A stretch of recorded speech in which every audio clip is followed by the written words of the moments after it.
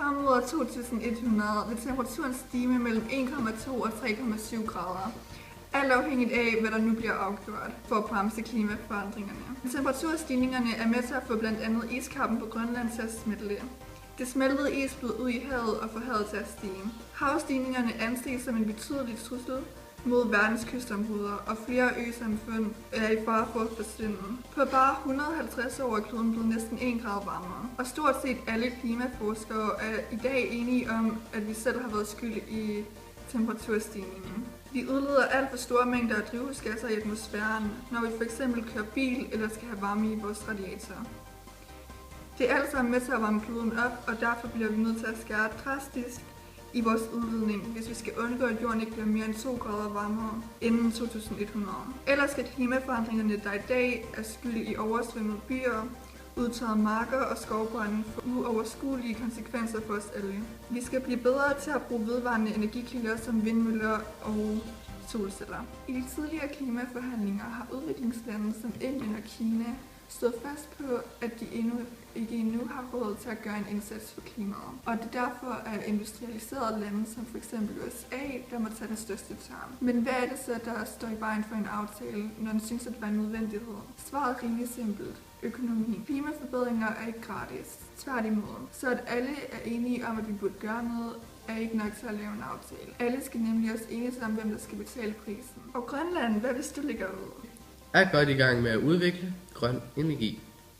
75% af vores energiforbrug er allerede vandkraftværker, og vores mål for fremtiden er at selvforsyne os med grøn energi. Det vil sige, at vi stiger fra 75% til 100% grøn energi. Og hvad er din målsætning i Danmark? Vi er med 37 andre lande trådt ind i et samarbejde, der skal arbejde for at sætte en stopper for statsstøtte til kul, olie og gas. Danmark er en grøn supermagt, og skal derfor følge verden med hvilket skridt vi tager. Men der er overraskende mange, der har lagt mærke til, at vi har valgt at bremse op, når de andre lande er begyndt at løbe hurtigt på det klimamæssige område. Danmark har sat sig et mål, at i København, Danmarks hovedstad, skal der energirenoveres og bliver investeret i solceller. Jamen det lyder som en rigtig god idé, Danmark. Har du noget til for USA? Vi er den første generation, der mærker klimaforandringer, og den sidste generation, der kan gøre noget ved det. Det er lande som os, der har udledt den største del af drivhusgasserne, og det har været med til at varme kloden op. Det ansvar tager vi gerne. Men vi er også klar til at gøre noget ved det. USA er allerede i gang med at skrue ned for landets CO2-udledning. Vi skal huske, at der er forskel på udfordringer, hvert land står overfor. I USA har vi sat et mål, der hedder, at hver indbygger skal smide mindre skrald ud og leve mere bæredygtigt. Målet er at reducere CO2-udslip med 80% i 2050. Vi ser frem til år 2050, så USA. Hvad med dig, Kina? Har du et godt forslag til at ændre klimaforandringerne? Vi står for en fjerdedel af den samlede CO2-udledning, men samtidig poster vi flest penge i grøn og vedvarende energi.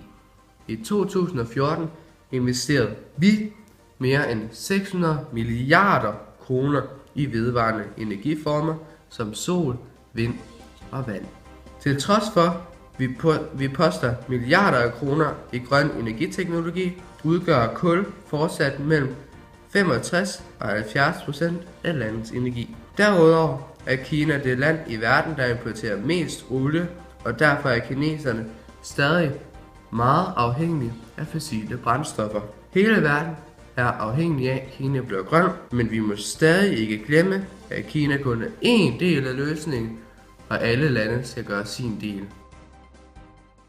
Vi alle sammen lever i forskellige verdener, men til fælles har vi én jord, og den skal vi passe på.